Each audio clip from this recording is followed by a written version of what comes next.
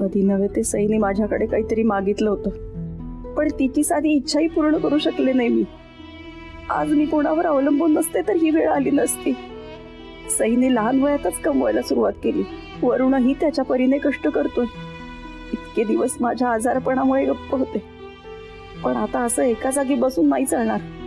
वहिनीचं कर्ज लवकरात लवकर फेडायचं असेल तर मला हातपाय हलवावेच लागतील. काय हो सुमनताई, एवढा कसला विचार करताय? नाही अहो, काही नाही, कसला नाही. तुम्ही नाही म्हणालात ना तरी सगळं कळतंय मला. आपण चाळीतून आलेली माणसं, प्रत्येकाच्या घरात काय घडतंय हे सगळ्यांना माहिती असतं. खरंय, चाळीत राहणं म्हणजे एकत्र कुटुंबात राहण्यासारखंच आहे. ताई, तुम्ही धुण्या भांड्याची कामं करता का हो? म्हणजे माझ्यासाठी काही असेल तर सांगता का? स्वयंपाकाची कामं करू शकते.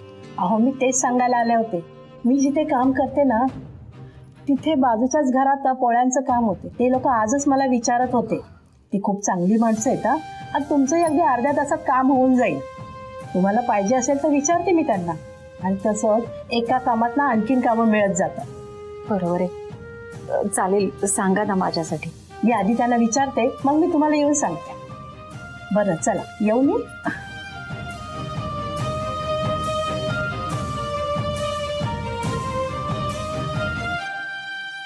मम्मा, अगं नको ना मला पोळी अजून. हा, काही बोलायचं नाही. जे वाढलंय ते गपचूप खायचं.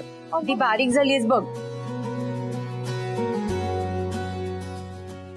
खा नीट, नाहीतर गायब होशील काही दिवसात. काही काय दादा. चला, देवांचा मूड नॉर्मल झाला हे फार बरं झालं, नाही का? दादाला काय झालं होतं? काही विचारू नकोस बाई. तुझ्या दादाला फक्त कामाचंच टेन्शन असतं. देवा, आता कामाचं झालंय ना सगळं, आता शांतपणे जेवा. सई, अगं भाताचा आताच आहे. नाही, मी आणते.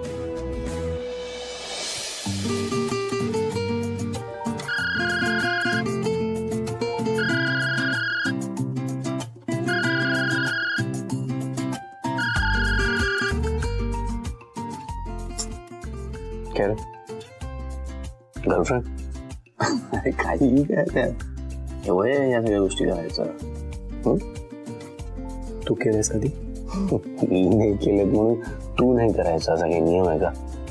थँक्स, पण असं काहीच नाही. लाजतोयस का? लाजत नाहीये, असं काही नाही.